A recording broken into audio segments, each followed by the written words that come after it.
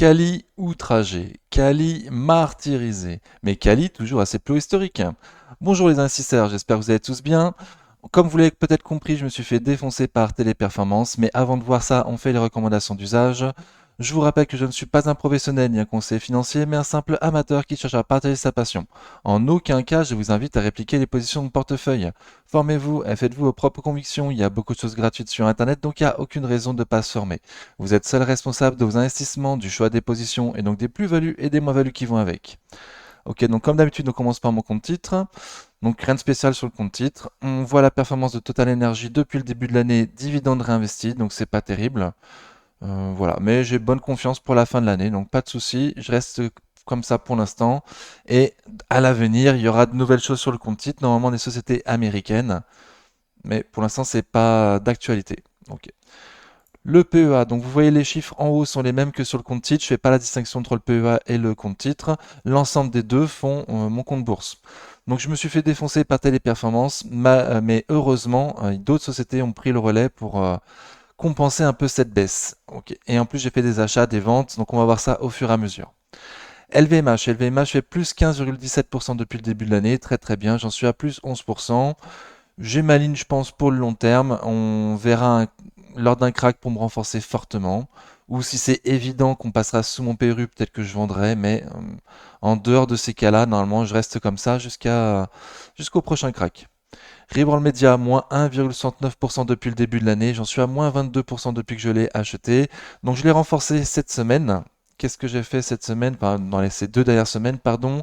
Le 28 février, Reborn Media, j'ai renforcé à 3,12 € pour 80 unités. Je sais plus trop combien ça fait. Bon, donc c'est plutôt un bon plan parce qu'on est remonté depuis. Qu'est-ce qui s'est passé du coup? C'était le jour de la publication des résultats. Donc le matin, la Reborn Media va toucher les 3 euros. Elle ouvre à moins 5%. Donc je comprends pas trop ce qui se passe. Je savais bien que c'était le jour de la publication des chiffres, mais c'était le soir normalement. Là, le matin, ça ouvre à moins 5. Donc j'étais au boulot, je regarde, je cherche, il n'y a pas de résultat. Je me dis, c'est un gros qui veut pas subir la sortie des chiffres, il a un doute, donc il sort et il verra après la sortie des chiffres voir s'il re-rentre ou pas. En tout cas, on avait touché les 3 euros. Moi, je vous ai dit dans ma dernière vidéo que bon, sur 3 euros, peut-être que je me renforcerai. Donc, je l'ai fait à 3,12 €. Le temps que je fasse mes vérifications, ça avait un petit peu remonté. Voilà, j'étais relativement confiant pour que la publication soit pas mal, hein. J'avais vu un directeur, je sais plus quel genre de directeur, mais sortir peu de temps avant les résultats dans les médias en disant ça se passe super bien Reborn Media, on a quatre façons de gagner de l'argent, c'est super, on est les meilleurs, personne fait comme nous. Donc je me suis dit bon, à ce prix-là, Reborn Media c'est vraiment pas cher payé du tout quand même. C'est pour ça que je reste avec ma grosse ligne en moins-value, parce qu'à ce prix-là je trouve que c'est vraiment pas cher du tout. Je me suis un petit peu renforcé sur les 3,12 € du coup, à voir comment ça va se comporter tes Reborn Media pour la suite. Là, c'est un peu bien remonté. On va regarder ça, hop. Donc moins 1,69 depuis le début de l'année. Voilà, donc on a cassé son canal haussier. De nouveau, on s'apprête à tester M200 jours. Moi, j'ai renforcé par là. Donc bon, pour l'instant, ça se passe bien. Ça accumule un petit peu. RSI au-dessus de 50, du volume. Donc on va voir si on va avoir la force de passer M200 jours. En tout cas, moi, je suis relativement confiant pour penser que Reworld Media à ces prix-là, c'est vraiment pas cher payé. Ok. Coface, plus 17% depuis le début de l'année, j'en suis à plus 25%. Donc je touche pas trop à cette ligne. Peut-être que si on va aller sur les 15-16 €, je m'allège un petit peu parce que je trouve une valeur juste plutôt aux alentours de 10-11 €. Donc il y a possibilité qu'on passe sous mon PRU. Il est possible qu'à un moment je m'allège un petit peu, mais ça vraiment un tout petit peu et c'est même pas sûr. Orange, plus 2,91% depuis le début de l'année. J'en suis à plus 11% depuis que je l'ai acheté. La plus vieille ligne de mon portefeuille. Donc j'ai touché pas mal de dividendes en plus de ma performance affichée. Par contre, très déçu par Orange de sa performance actuelle. Voilà, moi j'aurais espéré que ça performe un petit peu mieux. Donc c'est pas trop le cas. On est toujours sous résistance oblique baissière. On avait même cassé M200 jours. Donc c'est vraiment pas beau du tout. Alors c'est sûr que elle a beau avoir un rendement de presque de plus de 7% à ce prix-là, il n'y a qu'une partie de ce rendement qui sera délivrée en mai ou en juin. et le reste en décembre. Du coup, ça fait un rendement plutôt de 3-4% à ces prix-là, si on prend en compte seulement le dividende de mai-juin. Donc je peux comprendre comme à cause de ça que ça ne performe pas trop. Malgré tout, je suis quand même déçu. Malgré tout, je suis quand même très déçu. Donc on va voir ce que ça fait d'ici la fin de l'année. Pour l'instant, je suis relativement déçu par Orange. ST Microelectronics, moins 3,96% depuis le début de l'année. J'en suis à plus 27% depuis que je l'ai acheté. Alors, je vous avais dit que pour moi, risquait de rien faire hein, à ce premier trimestre. Le management nous a dit s'attendre à faire moins 15 au premier trimestre. Donc, on va attendre la sortie des chiffres du premier trimestre et voir si le management nous dit autre chose pour le reste de l'année. Pour l'instant, la seule prévision qu'on a, c'est moins 15 pour le premier trimestre. Donc, moins 4 depuis le début de l'année. Je ne suis pas du tout surpris. Dans un canal haussier de long terme, mais à plus court terme aussi dans un canal haussier. Donc, à voir comment seront prises les publications vers le 15 avril environ. Je touche pas à ma ligne. Éventuellement, si ça passe sur les 50, 55, peut-être 60 euros, je m'allège un petit peu. Voilà, mais un petit peu. Euronext plus 7,69% depuis le début de l'année. Très bien, elle surperforme le CAC. Très très bien. Plus 32% depuis que je l'ai acheté. Bon, rien de spécial à dire. C'est une grosse conviction pour les années à venir. Elle a augmenté fortement son dividende cette année. Je pense qu'elle va augmenter relativement fortement ses dividendes tous les ans. Donc c'est un bon plan, on a pu l'avoir en dessous des 70 euros comme on l'a longtemps dit sur la chaîne. Donc très très bien. Objectif 100 euros pour d'ici la fin de l'année environ. Ouais, 90, 100. Très confiant, j'y touche pas, j'en ai pas beaucoup, j'en ai pas assez à mon goût. GTT plus 19% depuis le début de l'année, très très bien, j'en suis à plus 40%. Donc pareil, j'en ai pas beaucoup, je suis très confiant pour cette année et les années à venir. Donc je touche pas. Voilà, on a été très très haut, très très vite à toucher mes 150 euros 40, mais 20% de marge de sécurité pour cette année, enfin pour l'année prochaine, pardon. Et là, ça respire un petit peu. Mais bon, rien de spécial, quoi, hein. Je suis très confiant pour qu'on reste au-dessus de mon PRU. En tout cas, c'est certain pour les années à venir, en dehors d'un gros crack. Ruby, plus 20,44% depuis le début de l'année. Très bien, donc ça c'est la bonne surprise de cette semaine. Ils ont sorti leurs chiffres. Elle a fait plus 7 vendredi, me semble. Donc moi j'en suis à plus 14% depuis que je l'ai acheté. Elle, je compte bien diminuer ma ligne par deux, hein, diviser ma ligne par deux. Je l'aime bien, mais j'ai pas confiance, hein. C'est assez fragile quand même comme société, donc je la veux pas aussi haut dans mon portefeuille. Elle a un bon rendement, certes, mais je suis persuadé que comme l'année dernière, au détachement du dividende, ensuite ça va s'écrouler. Donc je compte bien m'alléger la moitié de ma ligne avant la fin du dividende. Avant le détachement du dividende, pardon. Stellantis, plus 18,6% depuis le début de l'année, plus 68% pour moi depuis que je l'ai acheté, donc très très bien. Elle aussi, c'est une petite ligne. Je pense pas m'alléger. En tout cas, si je fais quelque chose, je pense que je vendrai tout pour acheter autre chose. Voilà, prendre ma plus-value. Parce que le secteur automobile, moi, je pense qu'il va se faire, il va se faire mal avec les Chinois qui vont arriver en force. Si l'Europe l'accepte, si l'Europe accepte que les Chinois entrent fortement en France avec leur automobile. Enfin, en Europe, pardon. Donc on va voir. On va voir. Potentiellement 26 euros, je commence à réfléchir. Mais je vais regarder surtout le graphique, hein. Si je vois qu'il y a une grosse chute à un moment donné, bon, peut-être que je ferai quelque chose. Le plus probable, c'est que je fasse rien. Que je reste comme ça avec ma petite ligne en grosse plus-value et je pense pas qu'on tournera à mes prix de sitôt. Après, encore une fois, les Chinois me font un peu peur, donc on verra. Sanofi, moins 2,31% depuis le début de l'année, moins 7 depuis que je l'ai acheté.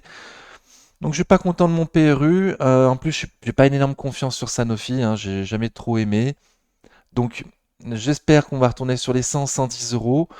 J'en profiterai certainement pour vendre tout, pour acheter autre chose. Voilà, mais pas en moins-value, en tout cas, ça c'est sûr, il y a un gros dividende, elle a du beau potentiel. En plus, c'est une société défensive, j'en ai pas énorme dans le portefeuille. Donc pour l'instant, ça me convient. Mon PRU me convient pas, hein, on est d'accord. Mais je vais rester avec cette ligne pour l'instant tant que je suis pas en plus-value. Téléperformance, moins 34,87% depuis le début de l'année. Aïe aïe. Et moi j'en suis à moins 40% pratiquement depuis que je l'ai acheté. Alors je me suis renforcé cette semaine. Qu'est-ce que j'ai fait? Alors on regarde déjà Téléperformance. Donc j'ai acheté le 7 mars quand ça a grandement baissé. J'ai racheté en me disant, bon, je vais essayer de viser un rebond. Malheureusement, il n'y a pas eu de rebond. Donc le lendemain, le jour où ça a grandement chuté, j'en ai acheté 4. Le lendemain, j'en ai vendu 5 en dessous du prix que je m'étais renforcé. Donc pas cool, pas cool. Surtout moi, mon erreur, ma plus grosse erreur, je trouve, ça a été de passer mes ordres avant 10 heures. Je sais bien que les gros attendent après 10 heures pour faire quelque chose. Ils laissent les petites mains d'abord, voir où ça va, et ensuite les grosses mains arrivent après 10 heures, généralement. Donc moi, c'est ça qui me dérange le plus, de pas avoir été assez patient le jour de la grosse baisse, le jour de la sortie des chiffres. Alors, la veille de la sortie des chiffres, j'étais à moins 350 euros de moins-value latente sur Téléperformance. Je me suis dit, bon, je vais attendre la sortie des chiffres, voir ce qui se passe. Bon, ma grave erreur, hein, c'est ouvert à moins 20%. euh, du coup, ma moins-value est passée de moins 350 euros à moins 850 euros. Ça fait super mal. Voilà, donc là, il me reste 10 téléperformances. La prochaine fois qu'on fera une vidéo de portefeuille, certainement qu'il en restera que 5. Je pense pas tout vendre. C'est possible que je vende tout, mais a priori, je vais en garder 5. Et il est fort probable que j'en vende 5 d'ici la prochaine vidéo de portefeuille. Je vais voir comment ça se passe. Si ça continue à descendre, bon bah je vendrai encore plus bas que j'ai vendu cette semaine, c'est-à-dire à 87-92. Voilà, j'y crois plus, perso j'y crois plus. Ok, les fondamentaux sont pas mal, mais je me dis qu'avec cette technologie qui est extrêmement vite appropriée par les industriels, toutes les sociétés au monde, je me dis que ça peut aller très très vite pour que les fondamentaux se dégradent. Donc j'ai plus confiance. Voilà. Peut-être que je vais en garder 5, peut-être zéro, mais il est fort probable que la prochaine vidéo de portefeuille, j'en ai beaucoup moins. Crédit Agricole, moins 0,6% depuis le début de l'année. J'en suis à plus 35% depuis que je l'ai acheté. C'est ma bancaire long terme. Donc j'y touche pas. La prochaine fois que j'y touche, ce sera quand on sera en dessous de mon PRU. D'ici là, j'y touche pas. Je suis content de mes dividendes. Amundi, elle a rien fait depuis le début de l'année. Très bien. Enfin, pas très bien, mais au moins elle n'a pas perdu quoi. J'en suis à plus 8% depuis que je l'ai acheté. J'ai une petite ligne.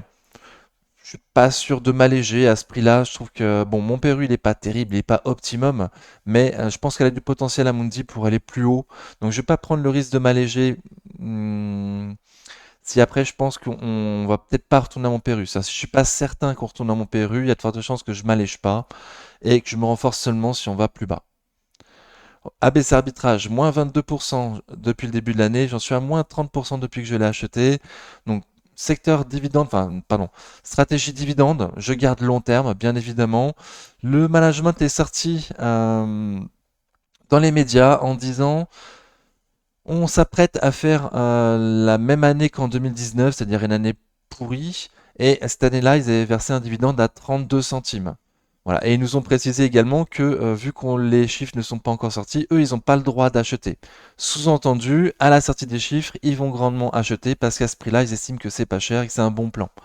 Donc on va voir. Pour l'instant, on n'est pas repassé au-dessus de mon dernier renfort, malheureusement.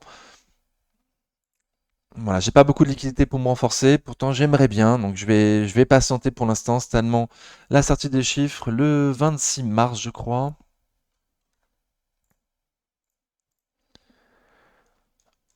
C'est ça, le 26 mars. Donc bon. Et la chute a légèrement diminué depuis qu'ils sont sortis en disant probablement 32 centimes de dividendes. Voilà, à ce prix-là, il y a quand même un rendement inférieur à, enfin, vers les 8%, j'imagine, avec un dividende à 3,20 € et une action à 3,74 €. Ça ne réaccumule pas. Le RSI est toujours en dessous de 50. Donc je pense qu'on est beaucoup à attendre la sortie des chiffres et être rassuré sur ce montant de dividende, même s'ils nous ont dit, bon, 32 centimes a priori. Donc on va voir. Lumibird, plus 13% depuis le début de l'année. J'en suis à moins 12 depuis que je l'ai acheté. Alors ça, elle a grandement explosé en ce début d'année. Et j'en ai pas du tout profité, j'en ai pas du tout profité. On était à des prix intéressants. Malheureusement, j'attendais encore plus bas. J'attendais encore plus bas. Voilà, donc je me suis pas renforcé plus bas. Mon PRU, il est toujours très très haut. On l'a même pas atteint avec cette grande hausse. Voilà. Bah, après, ça me rassure dans le sens où l'Unibird a été redécouvert, entre guillemets, hein. Il y a quand même eu du volume, du monde. Des gens en ont parlé, donc très bien, très très bien. Pour l'avenir, bon, moi j'ai mal géré là cette grosse baisse et cette grosse remontée parce que je me suis pas renforcé. Mais pour les années à venir, bon, je suis relativement confiant, serein. Société Générale, moins 3,5% depuis le début de l'année. J'en suis à moins 7% depuis que je l'ai acheté. Alors ça, c'était un trade moyen terme de l'année dernière pour viser la remontée des bancaires. Malheureusement, j'ai visé sur la plus mauvaise des bancaires. Très très très mauvais choix. J'aurais dû prendre BNP. Donc je reste quand même dessus. Je reste quand même confiant pour que les bancaires continuent à monter, même en 2024-2025, même avec la baisse des taux. Les taux, même s'ils baissent un peu, ils resteront hauts. Donc il me semble que ce sera porteur pour la société bancaire. Et étant donné que je ne veux pas toucher à ma ligne bancaire long terme Crédit Agricole, j'ai pris de Société Générale pour pouvoir la vendre lorsqu'on sera plus haut. Donc là, facialement, je suis en négatif. Après, si on prend en compte les dividendes que j'ai perçus l'année dernière, je suis quand même en positif. Mais c'est nul, hein, on est d'accord, hein, c'est nul, hein. Donc bon, j'espère m'en sortir vers les 30, comme d'habitude. J'arrête pas de le dire. Equasens, moins 16,5% depuis le début de l'année. J'en suis à moins 21% depuis que je l'ai acheté. On va l'avoir en graphique. Alors, elle a bien remonté. Il y a eu un certain volume,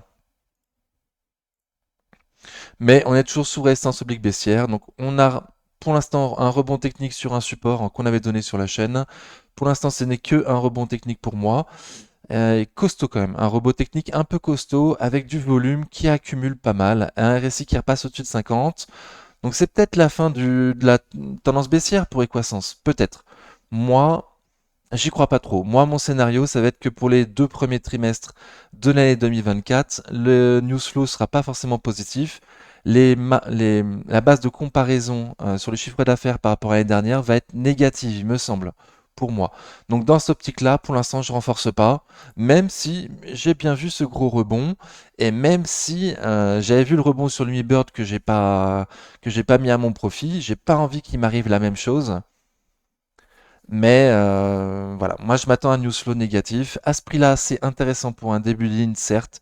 J'oublie pas non plus que le CAC a un plus haut historique, que pour l'instant tout le monde est plutôt optimiste, si ce n'est euphorique. Et je vais attendre du coup à un moment de déprime du marché pour renforcer pas mal de sociétés, dont Equasens, je pense. Donc c'est pour ça que je suis patient pour l'instant. Après, évidemment, ça me ferait chier si elle remonte aussi fort que l'Umibird sans que j'ai pu me renforcer, hein. C'est le risque. Écoutez, moi j'ai trop de lignes, pas assez de liquidité. Il faut que je choisisse mes combats. Donc pour l'instant, Equasens, je patiente parce que je suis pas sûr du news flow pour les 6 prochains mois. Total Energy, moins 1,33% depuis le début de l'année. J'en suis à plus 17% sur ma ligne du compte titre.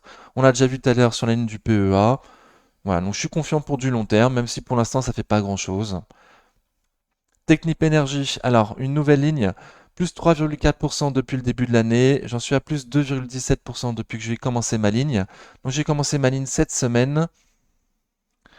Oui, on n'a pas encore parlé d'Eurofins, on parlera tout à l'heure. Donc Technip Energy, je l'ai acheté en 2 fois pour l'instant. Donc je l'ai acheté le 6 mars. C'était quand le 6 mars? C'était mercredi. Euh, Alors, c'est l'une de mes plus grosses convictions du moment, hein, Technip Energy. Je pense qu'on en a parlé plusieurs fois en vidéo. C'est une de mes plus grosses convictions du moment. Mais moi, je vais la prendre pour un trade. Comme je l'ai dit juste avant, j'ai trop de lignes, j'ai pas assez de liquidité. Donc moi, je vais pas commencer des nouvelles lignes maintenant. J'ai pris Technip Energy parce qu'elle est en tendance haussière en trading. Donc j'ai un stop. J'ai un stop court sur Technip Energy. C'est sur M200 jours pour l'instant. Voilà, donc belle tendance haussière avec du volume, RSI fort qui accumule, donc très très bien. Je vais essayer de faire beaucoup plus de trading cette année pour compenser un petit peu ces moins-values là que je vais avoir avec Téléperformance. Voilà, donc je me réserve une partie, enfin, le cash qui sera sur mon PEA pour cette année, je vais l'utiliser en trading avec des stops courts. Voilà, aussi histoire de montrer que je suis pas les vidéos de Tino depuis des années, les vidéos de Nicolas Chéron depuis des années sans avoir rien appris. Et les vidéos de Laurent Albi, bien sûr, sans avoir rien appris. Donc voilà, donc je vais essayer de mettre à profit ce que ils nous ont enseigné depuis tant d'années. Hum, donc pas commencer de nouvelles lignes long terme. Voilà, je vais utiliser mon cash pour faire du trading avec des stops courts, histoire de faire des petits coups par-ci par-là. Après, on va voir comment ça se passe, hein. Si ça se passe pas bien et que je suis nul, je vais laisser le cash euh, temporisé sur le PEA, quoi. Ok. Et donc, je l'ai repris une deuxième fois vendredi. Vendredi, voilà, quand j'ai vendu Téléperformance, j'ai eu un peu de cash, donc j'ai renforcé ma ligne Technip Énergie. Je me garde encore un peu de cash sur le PEA. Hop. 284 euros pour me renforcer si on se rapproche le plus proche possible de M200 jours. Si on fait un pullback quoi, sur M200 jours, à voir. Et il est probable aussi que bon, j'ai du mal à respecter mes stops, hein. C'est pour ça que le trading, moi, c'est pas mon truc. Moi, je suis plutôt long terme. J'achète et plus ça va bas, plus je suis content. Le trading, c'est pas spécialement mon truc. Donc, il est possible que je mette mon stop uniquement sur les 20 euros, hein. Si on casse, vu la clôture de vendredi des US, il est possible qu'il y ait une petite respiration, une petite consolidation qui arrive prochainement. Ça m'embêterait quand même de vendre Technip Energy en moins-value, même si on est vraiment, M200 jours est vraiment très proche de mon PRU actuel. Alors, M200 jours à 20,88 € et moi, mon PRU, il est à 21,40. Donc ça fait 60 centimes. Bon, fois 21 actions. Voilà, donc je vais perdre 12 euros. Donc à voir. Mais ça m'embêterait de vendre Technip Energy parce que j'ai des grosses convictions fondamentales pour elle. Pour moi, elle pourrait facilement atteindre les 30 euros d'ici la fin de l'année. Dans un premier temps, je vise uniquement 25 euros. Donc on va voir. Métropole TV plus 1,24% depuis le début de l'année. J'en suis à moins 3,77% depuis que je l'ai acheté. C'était un renfort de la dernière fois. Il me semble, la dernière vidéo, j'avais renforcé Métropole TV. Donc là, on est passé au-dessus de mon PRU, au-dessus de mon renfort. Donc très content. Je vous rappelle que moi, sur la chaîne, j'ai toujours dit Métropole, c'est acheté en dessous de 12. Bon, j'ai un peu de mal à suivre mes propres plans. Donc moi, j'ai jamais acheté en dessous de 12. Là, j'avais renforcé parce que la société a un très bon dividende à ce prix-là. Je pense que ça va monter d'ici le détachement de dividendes et que j'aurai largement l'occasion de m'alléger avant le détachement du dividende. Ok, Kering, plus 5,91% depuis le début de l'année. J'en suis à moins 13% depuis que je l'ai acheté. C'est pas une grosse conviction pour cette année, hein. Clairement, je vais patienter sur Kering. Cette année, je pense qu'ils vont pas faire grand-chose, donc je pense que l'action va pas faire grand-chose non plus. Quand je l'ai vu baisser, là, qu'elle n'arrivait pas à toucher M200 jours, j'ai même hésité à vendre ma ligne. J'ai fortement hésité à la vendre. Bon, j'ai pas fait, je ferai pas, je garde. Voilà, c'est pas non plus ça c'est pas de la crotte Kering, hein. Juste, elle a pas fait de croissance cette année. Il y a encore un doute sur les fondamentaux, hein. Dernière publication était vraiment nulle de chez nul. Et je suis pas sûr que les publications de cette année seront bien meilleures. Donc, je patiente. Voilà, c'est pas du tout une grosse conviction, je pense que vous l'avez compris. Eurofins Scientifique, moins 5,15% depuis le début de l'année. Moi, j'en suis à moins 9% depuis que je l'ai acheté. Je vous ai toujours dit pardon, que mon PRU pour moi était pas bon. Donc là, j'ai acté une moins-value. J'ai vendu la moitié de ma ligne Eurofins, un peu plus que la moitié de ma ligne, pour récupérer un peu de cash et pour pouvoir la renforcer beaucoup plus bas, faire baisser mon PRU, avoir un PRU beaucoup plus intéressant. Je trouve qu'on est trop cher. Alors pour l'instant, le marché me donne tort, hein, parce qu'on a pris 1 € depuis que j'ai vendu. Mais je pense que sur du moyen terme, il y a moyen qu'on passe en dessous de mon prix de vente vers les 50 euros.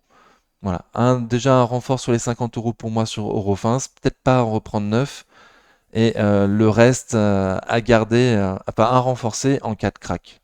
Ok. Donc je pense qu'on a fait tous mes achats et mes ventes de ces 15 derniers jours. Et on arrive à la fin de la ligne des PEA. Ok. Donc on passe à mon fichier Excel. Alors le fichier Excel, donc on voit la même chose que ce qu'on a vu sur les slides précédemment. J'en suis à plus 1,77% depuis le début de l'année. Donc on voit ici de performance depuis le début de l'année, plus 1,77%, 406 euros. Depuis que j'ai commencé la bourse, donc je suis repassé en positif, hein. Chaque année, je me fais exploser par au moins un truc. Cette année, c'était les performances. L'année dernière, c'était Atos, Ubisoft. L'année d'avant, c'était Ubisoft, pardon. Donc bon, on va espérer que ça change quand même. En tout cas, là, j'ai vendu ma société en perte. Téléperformance et j'ai racheté une société en tendance haussière, Technip Energy. Voilà, je pensais avoir été un peu plus réactif que l'année dernière. Donc j'espérais moins me faire défoncer que l'année dernière. Ok. Cette semaine, j'ai gagné 84 euros, mais vous en foutez. Ce qui compte, c'est sur les 15 derniers jours. Donc j'ai pas le chiffre sur les 15 derniers jours. Je me compare par rapport à trois indices. Alors, je me comparais par rapport à trois indices. Donc, le CAC GR que vous voyez sur les slides, il a fait plus 6,57% depuis le début de l'année. Donc, je suis très très loin, hein. Je me fais distancer. Je me compare. Donc, ça, c'est nouveau. J'avais dit là, il y a 15 jours que j'allais mettre le MSCI World pour me comparer. Ça sert à rien de me comparer par rapport au CAC 40 dividendes non réinvestis. Ça sert à rien. Je préfère me comparer au CAC 40 dividendes réinvestis et au MSCI World, qui est pour moi le plus bête des ETF. Et on voit que même lui, il fait mieux que le CAC sans avoir à réfléchir. On investit tout le temps sur MSCI World et ça monte tout seul. Voilà, donc pourquoi se prendre la tête à faire du stop picking? Bah parce que moi perso j'aime ça, hein, donc je vais continuer. Après, je vais prendre de plus en plus de TF, je pense. Donc c'est aussi pour ça que je me compare maintenant avec le MSCI World. Et le CAC Mid and Small, qui lui fait seulement plus 2,6% depuis le début de l'année. Donc il n'est pas très loin de ma performance. Bon, mais on est tous les deux très en retard par rapport au CAC, par rapport au reste du monde. Donc pour l'instant, c'est pas terrible, quoi. Ma liquidité, donc vous voyez que j'ai très très peu de liquidité. Liquidité officielle, on verra sur le graphe des sommes réelles ma liquidité officieuse. Ok, donc j'ai que 11% de liquidité. Pour l'instant, j'ai apporté cette année 2700 euros. Je compte mettre 4000 euros sur mon compte bourse cette année, mais je vais attendre le mois de juillet pour finir mes apports de cette année. Voilà, une partie pour le premier semestre, la deuxième partie pour le deuxième semestre, sachant que régulièrement, juillet, août, septembre, c'est des moments creux en bourse et c'est là où il y a des opportunités régulièrement à faire. Donc c'est aussi pour ça que je vais attendre le deuxième semestre pour finir mes apports de l'année. Ok. Ma liste de courses n'a pas changé en cas de crack, donc j'ai pas du tout les moyens de mes ambitions, malheureusement. C'est pour ça que je veux pas ouvrir de nouvelles lignes. Voilà. Et ma liste de courses, c'est vraiment à titre indicatif. Il y a plein de choses que je voudrais acheter. Notamment, ça m'embêterait de passer encore une année de plus sans avoir de Microsoft en portefeuille, sans avoir d'Apple, sans avoir de foncière. Moi aussi, j'aimerais bien finir l'année avec au moins une foncière. Je pense peut-être à une foncière aux États-Unis. VC Properties m'intéresse bien, par exemple. Voilà, donc à suivre. Ou des ETF sur le PEA, à suivre. Ok, ma feuille de rendement, donc par rendement du dividende, pardon. Et en plus, vous pouvez voir pourquoi et quand j'ai acheté les sociétés. Donc rien de spécial, rien n'a trop changé, hein. Enfin, bon, j'ai renforcé sur Reworld Media sur lequel il n'y a pas de dividende. Je me suis fortement allégé sur Eurofins sur lequel il y a un tout petit dividende. Téléperformance aussi, il y a un tout petit dividende. Et dans 15 jours, ma ligne sera certainement beaucoup plus basse. Technip Energy, je l'ai rajouté, même si c'est du trading. Voilà, bon, je compte pas sur le dividende, mais ça donne une indication, quoi. Et qu'est-ce que j'ai fait d'autre du coup cette semaine? Bon, je sais plus, mais en tout cas, voilà, vous avez tout. Euh, Alors, j'ai une stratégie dividende. J'espère, enfin, je voudrais avoir 50% de mes fonds investis sur une stratégie dividende et 50% des fonds investis sur une stratégie qualité-croissance. Jusqu'à présent, je mettais value croissance, je crois, mais c'est plus juste de dire qualité croissance.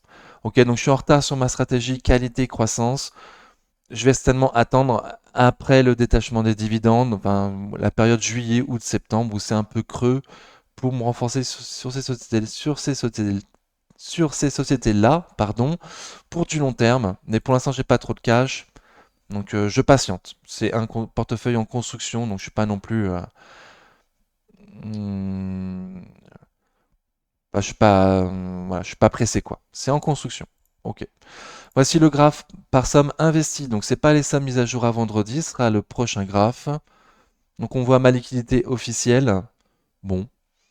Téléperformance, donc ça n'a pas encore beaucoup changé, hein. J'en ai racheté 4 jeudi et j'en ai revendu 5 vendredi. Donc pour l'instant, je n'ai vendu que une en fait depuis les 15 jours où on s'est loupé. Enfin, on s'est pas vu. Et je compte encore diviser du coup ma ligne par 2 d'ici les 15 prochains jours. Donc elle va fortement baisser, j'y crois plus, hein. J'y crois plus. Donc je préfère couper tout de suite. Ok, voici le graphe par somme réelle, les sommes mises à jour à vendredi, avec en plus ma liquidité officieuse, donc les liquidités officielles plus mon épargne de précaution, qui normalement ne devrait pas servir pour la bourse. Mais il est évident que si demain il y a un gros truc et qu'il y a de bonnes opportunités, j'utiliserai. Et tant que j'ai pas 20% de liquidité officielle, il est fort probable que je prenne en compte ma liquidité, mon épargne de précaution, quoi. Ok. Donc sinon rien de spécial à dire, hein. Je vous laisse voir. Si vous avez des remarques, n'hésitez pas à le mettre en commentaire. Voici le graphe par secteur. Donc là aussi, rien n'a trop changé, hein. J'ai vendu qu'une seule société téléperformance, service de communication. Par contre, comme je compte en vendre encore 5 d'ici 15 jours, là, à risque de repasser en deuxième position le secteur service de communication. Donc très très bien. Et je me doute bien que le secteur financier va être, et pour longtemps, le premier secteur de mon portefeuille. Surtout à cause de la stratégie dividende. Il y a pas mal de sociétés et secteurs financiers qui ont des très bons dividendes, hein. Ok. Voici le graphe par taille. Donc, pareil, rien de spécial non plus. Ça n'a pas trop changé encore. J'ai rajouté Technip Energy sur tous mes graphiques, même si c'est pour du court terme. Bon, ok, donc on a fait le tour du portefeuille. Ça a été rapide, j'ai l'impression. J'espère que ça vous a convenu quand même. Ah si, pardon, je voulais faire du coup les sociétés qu'on regarde jamais, qu'on regarde plus depuis cette nouvelle version de mon portefeuille.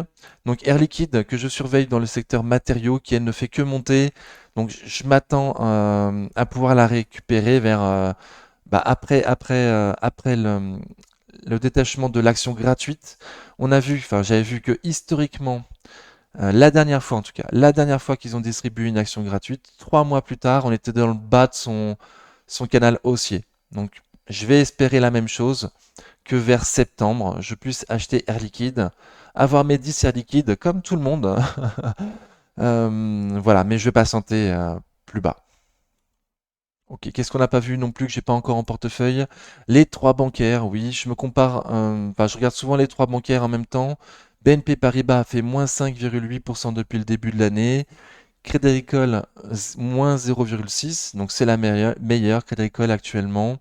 Et Société Générale, moins 3,5. Ah, donc depuis le début de l'année, c'est BNP Paribas qui sous-performe. Voilà, mais sur le moyen long terme, j'ai aucun doute que ce soit BNP qui va le plus performer, hein. BNP ou Crédit Agricole. En tout cas, une chose est sûre, c'est que c'est Société Générale le boulet, quoi. Donc j'ai pris le boulet, malheureusement. Voilà, donc j'ai appris de mes erreurs, hein. Kering et Société Générale, pour moi, c'est des erreurs. C'est les plus mauvaises sociétés de leur secteur. Donc à ne pas recommettre cette erreur. Acheter BNP et Hermès plutôt la prochaine fois, quoi. Ok. Qu'est-ce qu'on n'a pas vu du coup que je regarde régulièrement?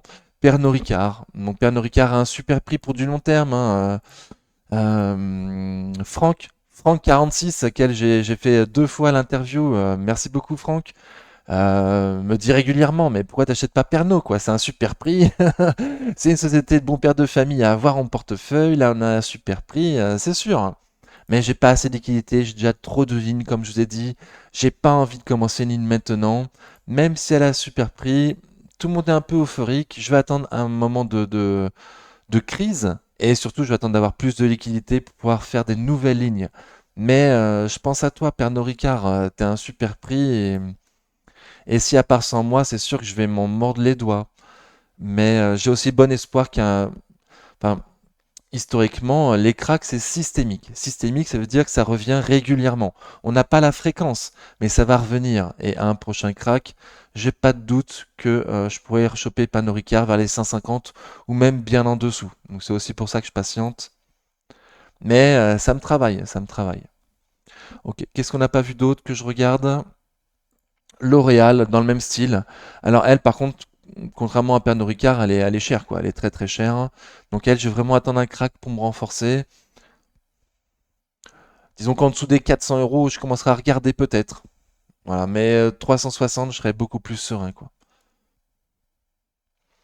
Et je pense que cette fois, on a fait le tour. Donc, je remets le portefeuille une dernière fois. Je vous remercie beaucoup d'avoir suivi la vidéo jusque-là. J'espère que ça vous a convenu. Voilà. En attendant la prochaine vidéo, prenez soin de vous. Ciao.